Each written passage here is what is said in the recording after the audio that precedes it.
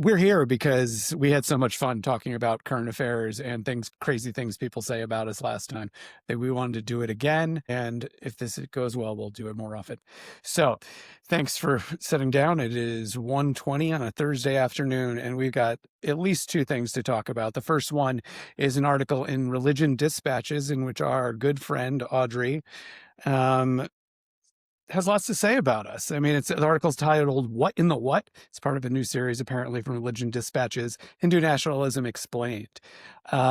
She goes on to talk about how Hindu nationalists promote an ideology of Hindu supremacy, especially against Muslims and other Indian religious minorities, and they've been threatening America's social fabric for half a century. I wanted to kick off and ask everyone, are you Hindu supremacists? Do you believe in supremacism of Hindu belief? I will go first saying, no, I happen to think Hinduism gets a lot of things right metaphysically, but I don't want to go impose it upon anyone. How do we feel about this? Well, as a pluralistic tradition, supremacy is like the polar opposite. There might be people within that believe their path is the right path, but I think generally people just understand it like, yes, it's the right path for them. So just even this like equation of supremacy with a pluralistic wisdom tradition, it just shows, I think, the lack of depth of her as a scholar, quite frankly. Hmm. Raj, Samir, are you supremacists? Not the last time I checked, but you have to ask my wife that question. I don't know. But no, but first of all, what's with the title? What in the what? I mean, it's kind of like It's like I think it's a ripoff of actually something like Liz Lemon 30 Rock about 2008 or so. Yeah, but it's Okay. actually apt, right? Like, because as we read it, we were like, Right. "What in the what?" Yeah. Maybe we didn't use "what" in the second word. There was maybe another four-letter word, but yeah. Yeah. I don't know why that whenever I read Audrey's stuff, and because I'm in California, I kind of think like she's talks in this like a valley girl. And it's like, oh my God, what's with the Hindu nationalists? Oh, they're such bad people. Oh my God. That's actually how Sunita from Hindus for Human Rights talks, but Maybe she's a valley girl too. But on a more serious note, they actually use this very kind of clever technique in that, okay, try to draw a distinction between Hindus and Hinduism and Hindu nationalists.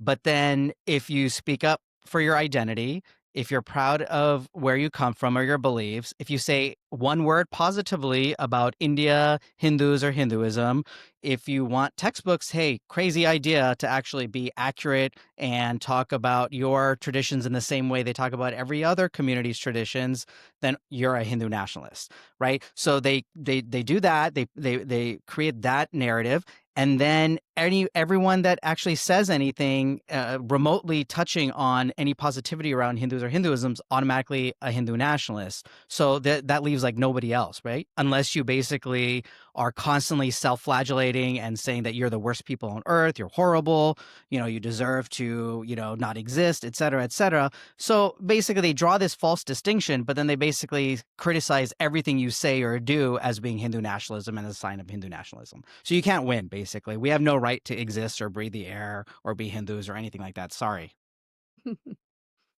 Sorry for existing. sorry for existing. I mean, and I think that's all true.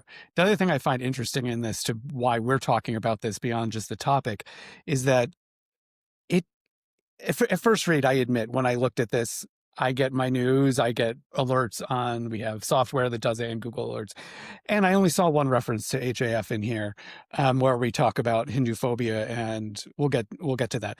But the funny thing is that when I went through this again and I start clicking on the links, and three-quarters of them are references to us. This is, of course, because there was a defamation case, and Audrey will not actually mention us all these times, and she hides it behind links because it doesn't make it seem like she's obsessed with the Hindu American Foundation.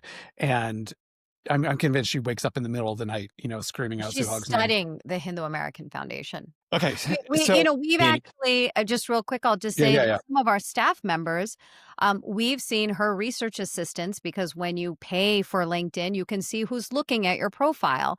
We've seen researchers at Rutgers, even her, looking at the parents of staff members. These are adults working for a institution, and you're looking up their parents. Like, what kind of researcher are you? because, the parents are the Hindu nationalists. Remember, Tenmori mentioned in one of those video clips, she said, you better talk to your effing parents because they're the Nazis who were importing Hindu nationalism. And so really, a lot of these people, if they really wanted to show that they're committed to dismantling Hindutva, Hindu supremacy, they should just turn in their parents to the FBI. Maybe But turn in their own parents' wives. that sounds very Maoist. We're going to have struggle Yeah. sessions pretty soon, huh? Yeah, I mean, this self-criticism is a very liberating experience. So everyone should go through it. You don't need to self-criticize when you get a lot of criticism from other people. So Yeah, apparently. We've But, outsourced it, so it's great, outsource it. So here, I just want to go through it. The first reference here, just not to get too in the weeds, but Audrey writes, quote, the innocuously named Hindu American Foundation is among the loudest critics of so-called Hinduphobia, using its website to catalog incidents that date back to the 19th century. I'll dispute the so-called, but the 19th century part is accurate. But an external 2025 audit that found a whopping 75% of HAF's reported incidents target members of other religions or racialized groups. So basically, that's referring, for people coming in late that don't read all our hate mail, is an article that was written, I believe, in Jewish Currents, and went through and tried to debunk every incident that or the majority of incidents that we said were motivated by anti-Hindu bias. And it's just like, what? I want to know what Jewish Currents is thinking. It's like you publish this article that's basically saying, here's another community and you don't have it as bad as us. It's just, it blows my mind. The interesting thing is that if you look at the way ADL is attacked, or the way it reports anti-Semitism, and to be clear, what I'm talking about are its own self-reporting. This is not tied to whatever cases are going on at the federal level, which is another issue. You will find that the structure of those critiques are very similar, are almost identical to the way that the criticism against HAF and our so-called fabrications of Hinduphobia are. So, for example, if they will say that when we do cite something as an attack on Hindus, it's really about someone else. Anti-Indian hate is mutually exclusive of anti-Hindu hate. The other thing they might say is that Hinduphobia or anti-Hindu hate cannot possibly exist because there is no systemic discrimination, because Hindus are the majority in India and all the immigrants in the United States are privileged oppressors from the Indian oppressor class, right? So, and then one of the other interesting things, and we've seen this even in the SAC-B article today, is when there are incidents that are, say, captured by the FBI or other law enforcement authorities of hate crimes, they'll say, well, actually, that also indicates their privilege because it's just vandalism.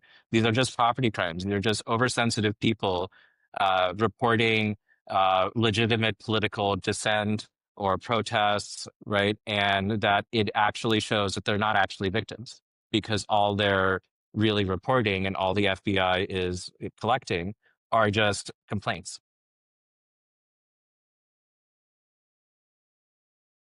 Drop. yeah, how do I follow that up? I don't even I know. Yeah, and I think what's fascinating is this idea that, number one, there can never be more than one factor that is involved in a hate crime, right? Oftentimes, ethnicity and religion are very closely linked in motivating factors, as well as the identity of the victims, right? And I think Raju mentioned that in terms of the anti-immigrant and anti-Indian immigrant and anti-Hindu bias being kind of conflated together, oftentimes overlapping, I should say. That's number one. Number two is there's a spectrum of hate. We're not saying that every single incident is a hate crime. We're saying that a lot of the anti-Hindu rhetoric is dangerous and it can lead to hate crimes, and it is a sign of Hinduphobia, which it is. And we're not claiming that every single thing is a hate crime. Those that we talk about being hate crimes are actually recorded anti-Hindu hate crimes. Like when people desecrate Hindu temples, it's a religious place for Hindus. It is a hate crime targeting Hindus. And I think you kind of hit on another point, Raj, where this is kind of a common tactic that's used to attack the Jewish community as well and diminish anti-Semitism. So they make certain things acceptable and say, well, if it's targeting, criticism of Israel, that's not an anti-Jewish hate. Yes, if that's where you leave it. But when you kind of add into that mix, accusing every Jewish person of being a Zionist, of being, committing genocide, etc., that is anti-Semitism. And similarly, when you do the same thing to Hindu Americans, that is anti-Hindu hate. Now, are we saying that's a hate crime? No, but that is a sign of Hinduphobia or extreme hatred towards the Hindu American community. The other thing is this reporter who spent, what was it, several months studying. On She looked didn't up. even know the basic, the article that she's citing to say that we've quote unquote inflated the numbers. She doesn't even know the basic definition of a hate crime, which includes mistaken identity. So, she was, she doesn't even start from where an investigative journalist should start, which is just understanding the law or the rubrics by which we're counting things. And we've never said that this was a scientific study. Yeah, we were collecting. I mean, when we go back to the 19th century, we're collecting just reporting from the time. It's not like any of us on this call, on this recording, were alive to actually be around for them. Yes, that's actually It's another important point, because this is like, to be clear, that story did not take some report that we had, which had some long list, a table of incidents that we categorized and collated as quote Hinduphobia. What she did was, go through our website, cherry pick a bunch of examples of quote Hinduphobia that we allegedly reported, right? And then said, oh, 71% of that is fake. Like, like, I mean, there is not a single data set, right? And if you want to show, because again, we're not out there trying to claim that Hinduphobia is the same thing or exists at the same intensity or manifests in the same ways of hatred against other religious communities. And we're not making the claim of Hinduphobia in order to discredit the existence of hatred of other communities, right? And if you want to study hate in a systematic way, which is and we want to reduce that against everyone, right? We want to live in a pluralistic society in which everyone, it has the First Amendment, right to practice their religion, to not, feel like discouraged by it, to not feel like they have to choose between their security or their livelihoods and their identity. And so it is in the public interest to have a very reliable, kind of methodologically sound way to categorize and collate incidents of hate. And so if you want to say that we're fake and we're bullshitting, fine, but show us your data and let's actually see where the gap in perception is. Because if you really wanted to get to a point where we're increasing our understanding and working towards common solutions, that's what you would do. But instead, what you want to do is just use it to kind of further a political agenda and further trash us, right? And it's just very petty. And what I'd have to say to all these people is, you're welcome, because you have made a career and you've made money by focusing on HAF. So congratulations for you. You found a very good career in life. I wish I could get paid just to write hate articles about some other foundation out there. In fact, maybe I should look at that as a potential career opportunity. If it seems like there's a lot of grant money, right? I mean, I would say, like, at this point right now, just between some of the Tides funding for some of these organizations, like that Fremont letter, those fancy Trump lawyers, right? I mean, that had to be at least $50K for that letter, right? So I mean, which we're one are you looking at, talking about? The Fremont one where we're yeah. accused of being foreign? That one. I mean, That makes this article too, by the way. Yeah, and so if you think about it, there has been almost 7 figures spent on trashing HAF in some way or the other, because you have an organization that received $1 million from Tides. And if you look at their activities, the majority of their activities are HAF is bad, HAF is taking over America, and HAF kills puppies and all of these things, right? You have that other person who got a grant and spent months and months and months to write an article that said a lot of things, but also nothing. And again, so you look at all of this money that is being given to people, and these are people that say that they are committed to all of these wonderful things and they want to save everyone, and they've really learned that white saviorism. They've really assimilated very well, so good job. But what they're not doing is actually any meaningful work. I want to point out, like you, just some of the things that you said, just some of the language that this is supposed to be an academic scholar at one of the largest institutions in New Jersey. Here's the language used. They've been threatening America's social fabric for half a century. Um, their latest agenda item is blocking Zoran Mamdani from becoming mayor. I'm sorry, I think this is an election in a democracy, so you can support or oppose candidates. That's not blocking. That's called engaging in elections. So even just the language that she uses, it's all towards the intent of demonizing an entire religious community. And quite honestly, I've got to ask religion dispatches, like, what are you trying to do here? Like, Well, Or you I should mean, ask yeah. what the what? What what the the what? what? Yeah. Yeah, no, What the what? seriously, like, what is the purpose of religion dispatches if this is supposed to educate people about religion? And generally speaking, most people, thinking people, decent centrist people would say that the purpose of educating the general public about different religious communities is to reduce divisiveness, reduce ignorance. What religious dispatches is doing right now, religion dispatches, is actually increasing ignorance. Wait, so basically, I just want to understand something correctly. So number one, HF is funding genocide in India. Number two, we are funding terrorism, I guess, as well. And number three, we are destroying the social fabric of America. Wow, we're doing a pretty good job, guys. Yeah, Congratulations. I good job, know, everyone. and Go on such a team. small budget too. Yeah. I want to know. I mean, before we move on, because we've got another topic to discuss. I want to know what gets in someone's head as a journalist says, "I want to debunk somebody's claims of being discriminated against and hatred." Why do you want to do that? Without some sort of yourself having, in this case, anti-Hindu animus in some way. Why do you do that? What made you wake up in the morning and say, this is what I want to go after? Okay. I don't know if that was the most profound statement, but she frustrates me. I mean, what I would say is, and so at HAF, one of our values is to assume good intentions, right, from our Yes. colleagues.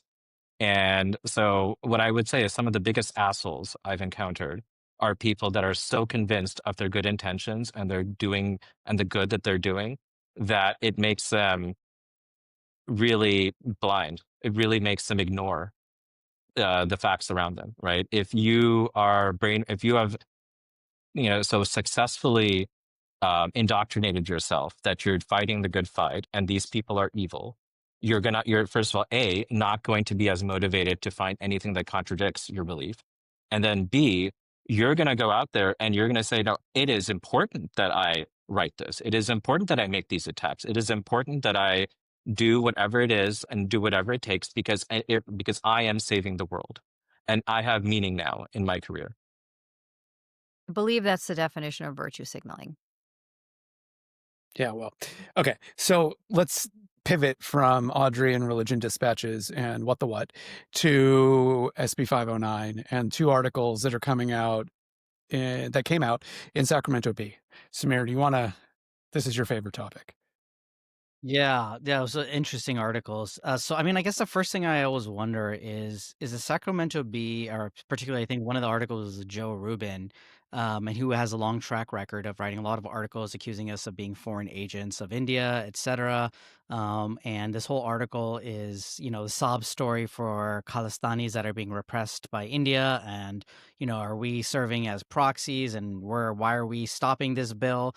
I just wonder, is he just a sloppy journalist or is he a spokesperson for Khalistan? That's one thing I can't figure out because, obviously I'm saying that tongue in cheek. But number one, he, very, very conveniently, when he talks about what the Khalistan movement is, does not mention one word about the violence and terrorism that movement has supported across the world over several decades, whether that's in India, whether that's in Canada, or whether that's support for terrorism in the US, where there have been several cases and several arrests of individuals raising money and providing material support to Khalistani terrorists abroad, and where there are two terrorist organizations, Khalistani organizations that are designated as terrorist organizations. So that's number one, is that he conveniently forgets that.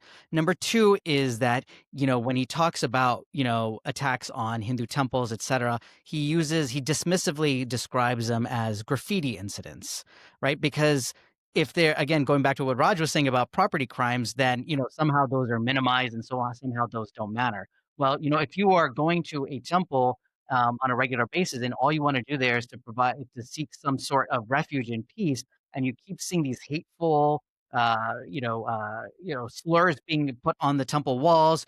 You see water pipes cut, as was done in one place in Sacramento. What are you going to think? You're going to be very scared. You're going to be fearful. But I guess us saying that now is some sort of soft transnational repression as well, because when we do speak out against the Khalistan movement, we are accused of being agents of the Indian government. And even in these articles, they are actually saying that we should not be concerned by this bill when they are at the same time describing us as agents of India and foreign agents of India and proxy. The other article, which was written by some individual who I think is like some kind of disc jockey for some radio station, forgot his name, Harjot Khalsa or something like that. He basically was alluding to us as being, again, foreign agents, a small organization that is a proxy of the Indian government. So, yeah, again, you guys are just making our point. This is why we have a problem with SB509, is because the bill has such vague language that it's it can easily be weaponized, institutionalizing biases in law enforcement to basically say any activity criticizing Khalistanis or any other movements, separatist movements, is automatically a sign of transnational repression. And that's exactly what they are doing. So now they're going to go and they're going to train law enforcement on the exact same thing. And they actually are wondering why we're opposed to the bill. So, I don't know, maybe I'm just stupid, but I just don't get it. Two things. I'll just say two things is, first, kudos to Khalistanis for grooming an asset at the SACB. Who knows how they did that? Maybe it was a lot of good food, or it's longer. Whatever it is. Good. Exactly. So, I mean, this journalist is not a journalist. He is an asset because he's not covering stories, and the SACB should look into that. The second thing is that if there actually is a transnational movement that Americans should be concerned about, it's the Khalistan movement, because they are actually engaging in violence on American soil. And Canada should be concerned too, because they're engaging in violence in Canadian. UK, just this week. UK, yeah, exactly. They are attacking physical institutions. They are attacking individuals, and there have been arrests, related to drug trade and all sorts of other criminal activity. So it's ironic that sort of transnational movement and repression, because it is repressing Hindu communities and ordinary Sikh communities from being able to speak out and exercise their First Amendment rights, or just to go about their day. Yeah. Actually, you pointed. Sorry, I was just going to jump in real quick, Raj. So I just mentioned something interesting. That's another thing that was left out. There was no mention of the fact that I believe it was in April of this year, a few months ago, where there was a huge law enforcement operation in Stockton, California, that basically uncovered a whole gang torture and kidnapping case. Okay, they kidnapped someone and tortured this person, recovered large amounts of weapons, and there were clear links of people in those that were arrested there with the Khalistan movement. Okay, even Sikhs for Justice, one of the largest proponents of Khalistan, actually acknowledged that some of those people were Khalistan proponents, yet no mention of any of that in this article. So what can you expect if they're not even going to be talking about, the clear links now, I think, that have been established between organized crime and the Khalistan movement? Now, we're not saying that everyone that supports Khalistan is involved in organized crime or drug trafficking, but there are certainly individuals that have been arrested that have links to the Khalistan movement and Khalistani organizations. And that's a fact. Okay, that's in the records. And so the fact that you're just leaving all of that out, you're providing misinformation about this movement or about the intentions of the groups that are opposed to this bill, I don't have high standards to expect from journalists these days, but I mean, come on, there's got to be something, right? It gets even worse. So one example of so-called transnational oppression that was presented in that article was this freeway shooting in California. And as to my knowledge, that shooting is unsolved. There was no suspects, but it is presented as almost confirmed that it was India. So India is now allegedly shooting people in California freeways. Again, no corroboration. It is purely on the word of the people, of the activists that are involved, right, in promoting all of this stuff. And yet it is being presented as part of this broader pattern of India being the boogeyman everywhere. And this is an example of some of the impacts that we will see with SB509. When you have activist-driven, politically driven people that are empowered to train law enforcement so that anything, whether it's some random crime in California, involving victims where their own communities have a history of having lots of violent disputes amongst each other. So while whatever the case uncovers, like we'll wait for it at that point. But at this point, there was no reason to say definitively, right? I mean, you have to be responsible about what's going on. And so like if you set up a situation where any crime, anything going on is an indicator of transnational repression, a person calling you up on the phone, someone sending you a message posted on social media, you're an organization, you're a civic organization representing a community that takes issue with Khalistan or with violence against your community or hate crimes. Now, suddenly all of that is categorized as an indicator of transnational repression. And you know what that does? That opens up the door for the government to say, this is a population that are agents of a foreign country because these activists told me to. And now I need to go engage in mass surveillance. I need to go get a subpoena for their WhatsApp. And this is not something that is exclusively an Indian American or a Hindu American issue, right? They mentioned China. Now, China is a country that has a large population of diaspora people in the United States as well, right? And if you look at stories that are talking about China, a lot of it does involve civic organizations, quote, ordinary people sending messages, sending threats, right? So if you have a very sloppily organized transnational repression training, you're taking a very blunt instrument to an extremely complicated and nuanced type of issue. Suddenly you're going to have, like, what are you going to do if you're an ordinary law enforcement person and you get this training? Suddenly you have tons of people calling you up saying that this person's a foreign agent that are threatening my family. You're inundated with calls on this. You are suddenly viewing the Indian or Chinese or any other country's diaspora population as a suspect class or a source of the problem. Like you are basically deepening divides between law enforcement and immigrant communities at a time when that distrust is already very high. You are now alienating people who have been law-abiding citizens who came to America and expected that they should be able to express themselves and advocate for their own rights. And yet when you do that, that is taken as evidence of you being a foreign agent.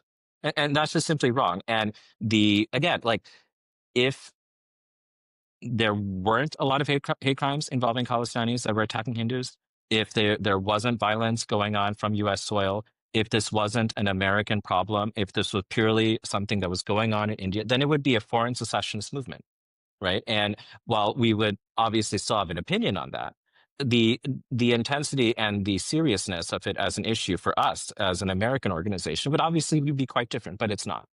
And I would really just encourage people to think about, like, go past all of this propaganda that is going around and look at the second and third order effects of legislation you pursue. Do you want to enable mass surveillance, mass profiling of entire populations just because some activist said that there's an Indian agent hiding under every street corner, under every freeway divider, and every single SUV, that India has fleets of black SUVs trolling around California looking for people to transnationally repress? Fine if you want to take their word for it, but like don't pass a really blunt policy instrument that's going to create more problems than it solves. The other issue is like SB 403, which was the bill seeking to add caste to California anti-discrimination law. This is a self-goal.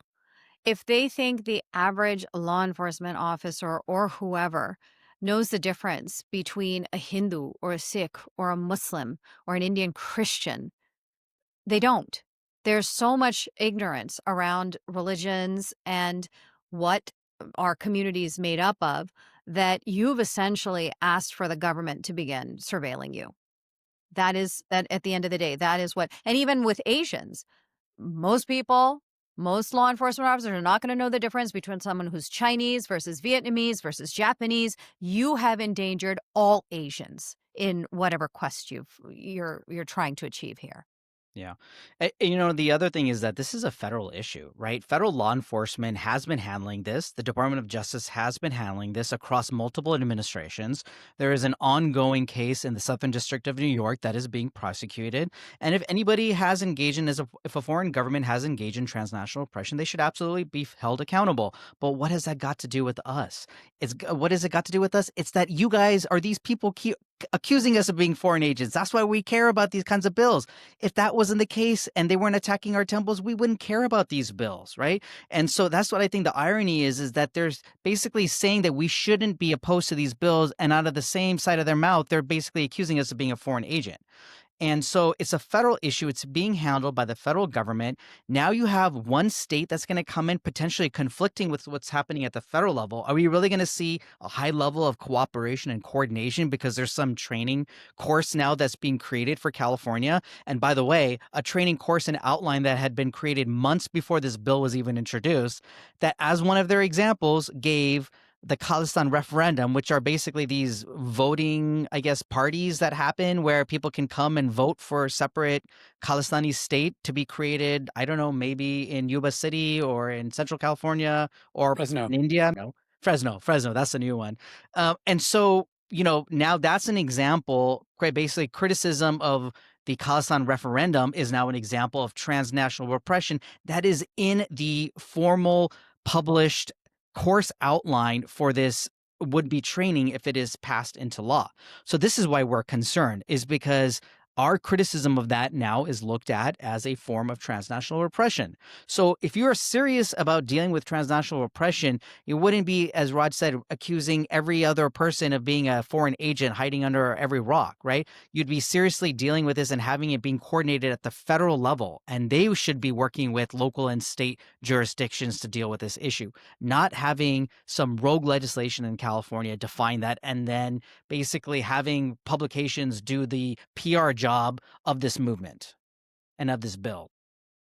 I mean, to get into if we really want to play this hyperbole game, maybe this bill itself is an act of transnational repression, since we know that there are countries that would have a strong interest in a successful Khalistan movement, because that would obviously be, to put it mildly, very disruptive for the Indian state. And so having a Khalistan would obviously be bad for India, which would be good for some other countries. So how do we know that this entire thing isn't actually a whole meta-transnational repression thing?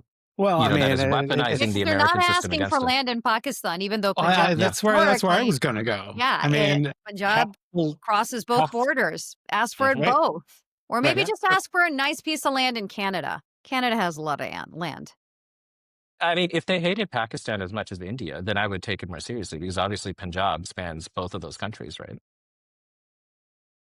And it's also a lot of the historical sites in both Hinduism and Sikhism are also in Pakistan, if my understanding is correct, right?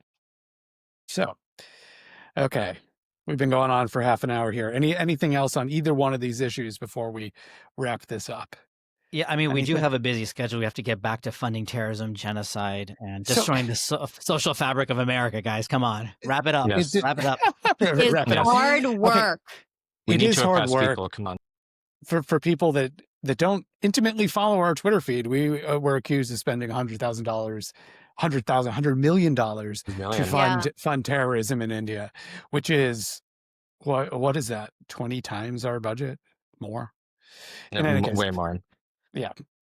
So I guess my parting message would be is, like, the organization that is described in these articles is seems like a very exciting, very like we're doing all sorts of evil, exciting work. And but like I've said before, we are actually much more boring and mundane. And in sometimes to an irritating extent, we're very Boy Scout about a lot of things. Like, we take a lot of these laws literal in terms of both the reading and spirit. We're very serious about being nonpartisan. We're very serious about being audited and being transparent.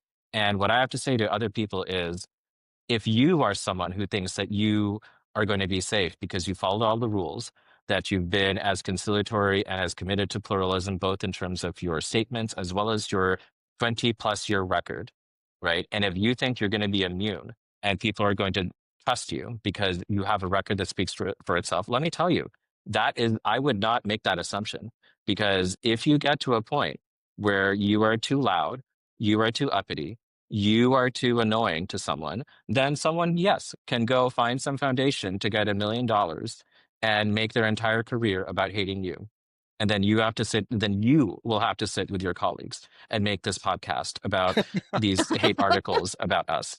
Like, this could happen to you. You think that we're so special? You think that we're some unique Hindu supremacists who have our evil Hindu plan to make America Hindu and evil? Like, no, I mean, no, I like, we are extremely boring, doing very standard nonprofit work. And there are a lot of nonprofits representing all sorts of minority, ethnic, and diaspora communities. And so right now, the heat is on us, but tomorrow it'll be on you. So that's all I have to say about that.